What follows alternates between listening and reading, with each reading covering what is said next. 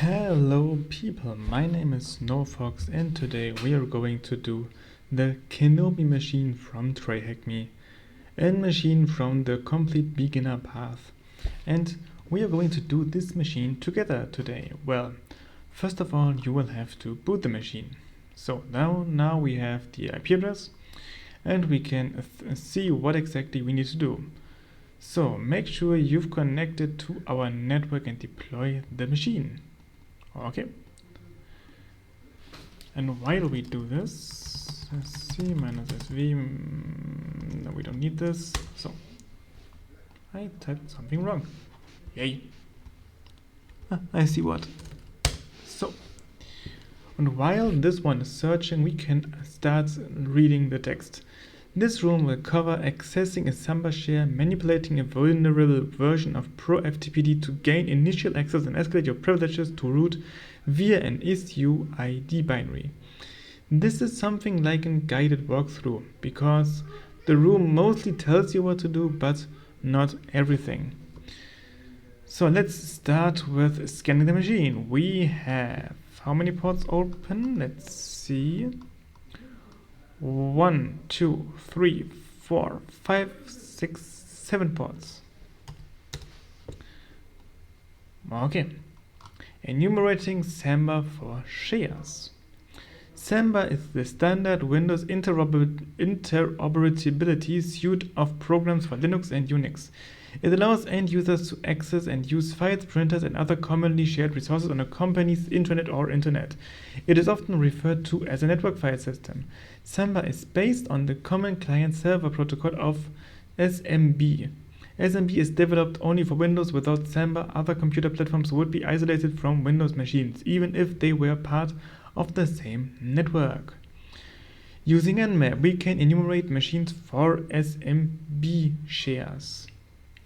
Alright, then let's do this. But first of all, before we do something dumb, we are going to go into our rooms section. This is not the first time that I tried to do this room, so, or to say it better, this is not the first time that I tried to record this. Alright, Samba has 2 ports. I can make it a little bit huger because you want to see something like this. Alright, so we have this little comment here, which makes us enumerate Samba shares. Sounds about right, but we don't want everything here, which is here, so let's just use this query again, but use the exact same that we have here. Port 445 minus script equals smb minus enum minus shares.nse smb minus enum minus users.nse. Now let's see what he gives us at the end of this. I'm kinda interested. In case you're wondering, there is a huge ton of people outside, so if you hear something, it might be this. Using the nmap comment above, how many shares have been found? In our case, it's 3. We found the share IPC, anonymous, and print. On most distributions of Linux SMB client is already installed, not in the most recent ones, at least not in mine. Let's see if mine says one. SMB client 10.10.1.1.104 anonymous. Enter my password. Yeah, sure, I will give you my password. Now we are on SMB. List the file of the share. We have the log.txt. Alright, quite an easy one. You can recursively download the SMB issue, submit the username and the password as nothing. In our case, we want to use SMB get -r SMB then our IP, and then this one. Now we are connected and downloaded stuff like this one. Let's cat the log.txt that we just downloaded and look if we find something inside there. So here we want to know what port is FTP running on. We just did a little port scan, so in most cases it's 21. 21 is the most basic port for FTP to run on. Your earlier Nmap port will have shown ports 111 running the service RPC bind. This is just a server that converts remote procedure program number into universal addresses. When an RPC server is started, it will tell RPC bind the address at which is listing in the RPC program number it's prepared to serve. In our case, port 101 is access to a network file system. Let's use Nmap to enumerate this. Okay, then let's go. 111 minus script nfs ls nfs statfs nfs show mount 10 104. It seems I did something wrong. Let's see what I did wrong. Nmap minus p111 minus script equals nfs minus ls. nfs minus det fs nfs minus show mount. Still error. It seems I typed something really wrong. We could just copy the entire comment if we didn't get stuck in here, so let's do it like this. If you're getting stuck with this, then you can still just copy paste the comments and get the right answer like this. Now we are getting to FTP. Let's get the version of Pro FTPD. Use Netcat to connect to the machine on the FTP port. We could use Netcat like this. FTP was this one, right? Yep. What is the version? The version is 135. We can use search exploit to find the exploit of a particular software version. Yep, we can definitely do this. In my case, it lies in tools, exploit database, and then we can do dot search exploit, dot search exploit, and then pro FTP. And now it will show us several options. You should have found an exploit from Pro FTP's mod copy module. The mod copy module implements site CPFR and site CPTO comments, which can be used to copy large files from directories from one place to another. Any unauthenticated client can leverage these comments to copy files from any part of the file system to a chosen direction. So we should have the mod copy module. I guess some of those are in the way. We know the FTP is running on a Kenobi as the Kenobi servers. We know that the FTP service is running as the Kenobi user, and an SSH key is generated for that user. We are now going to copy Kenobi's private key using site CPFR and site CPTO comments. Okay. This is what we just did earlier. Connection via Netcat. And now site CPFR home Kenobi SSH ID RSA. And I mistyped something. Okay. CPFR home I see. .ssh id rsa site cpto var tmp id rsa. And successful, we did it. We know that the var directory was amount we could see, so we now moved Kenobi's private key to the var temp directory. We just did this. Let's mount the var tmp directory to our machine. So we basically copied our ID RSA file now to another directory, so that we will be able to read it or edit it later on. But right now it's still on the other server, so we want to have it with us. What do we do if we want to have something with us which is not on our server? Right, we mount stuff. Let's see. So I will quickly get into my directory again. It doesn't really matter how you do it, because I could also do something quite interesting, which is not in this thing here. Mount 10.10 101 104 var m and t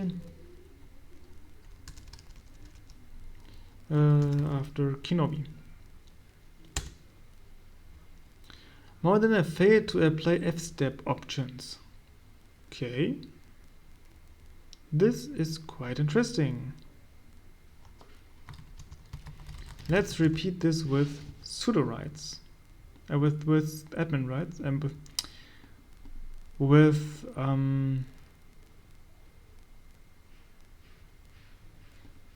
even more rights. And now it worked, because we needed root rights for this. So let's see what we have here. We now should have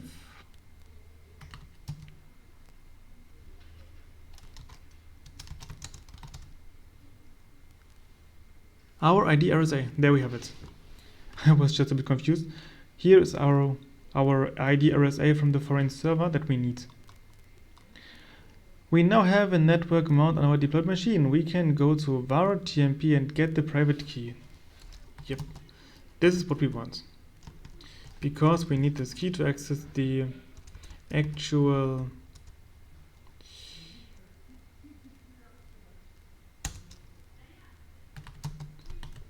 let's see for a second. 1 second, please.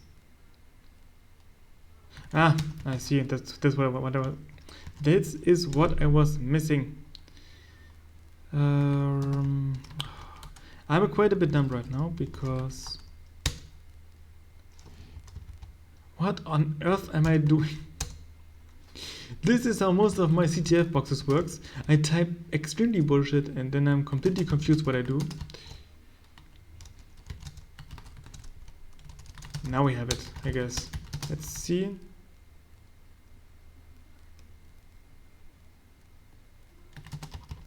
Can it be that I have just copied it here? Yeah, here it is. Our ID RSA. So now we need to we need to chmod it to something else, because just breathe, Sn0wF0x. Now we need to change the file permissions. That is what I wanted to say. And we're going to do this with chmod 600 ID RSA. And now we can freely do this. Kenobi at 10.10 101 104.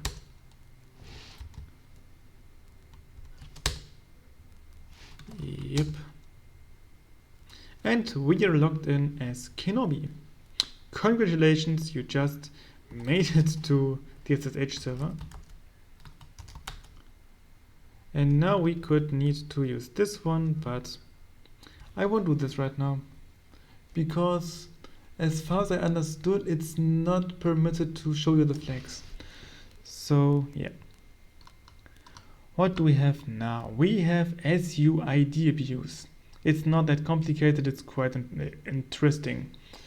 Because SUID abuse means you have files on the system that works with very special privileges. And you can abuse those files to make a privilege escalation. And this is quite interesting stuff if you ask me. And yeah, SUID can be dangerous. Some binaries such as passwd need to be run with related privileges, as it's resetting your password on the system. However, other custom files that have the SUID bit can lead to all sorts of issues. To search the A system for these types of files, run the following command. We will do this now. Find -perm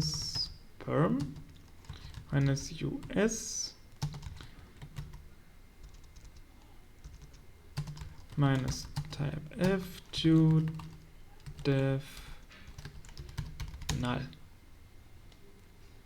which now shows us which of our files could be in the right position to do this. What file looks particularly out of order? So we have something that we don't really want to see here. I guess they mean no, not sudo, it seems. Maybe this? Menu. Was my second thought. Run the binary. How many options appear?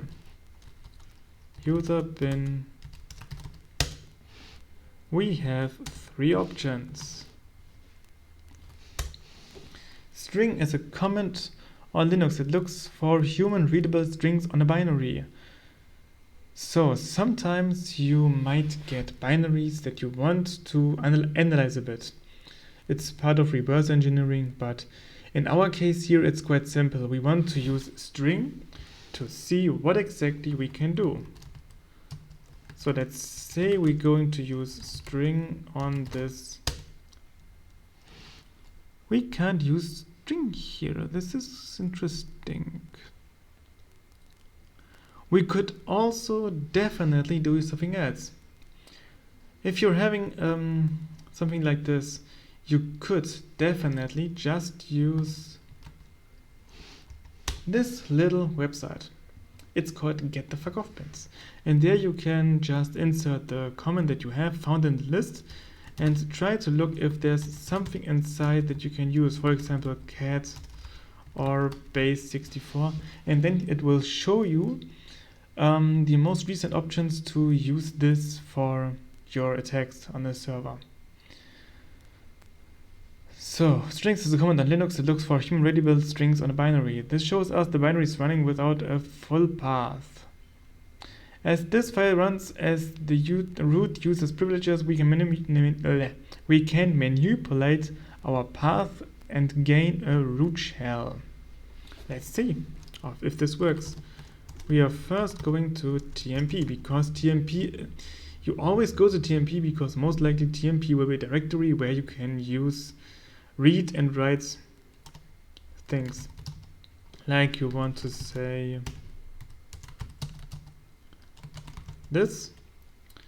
We now wrote bin sh into the curl. Now we're going to chmod curl.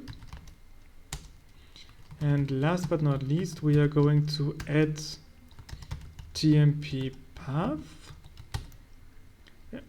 to our path. And I hope this works the first time, because last time I did this, it was quite unsexually. And boom, we are root. We are root. And we could now read the second flag, and we are done. That's it. This was the entire Kenobi room. A quite easy room if you want to understand enumeration, Samba, or SUID abuse.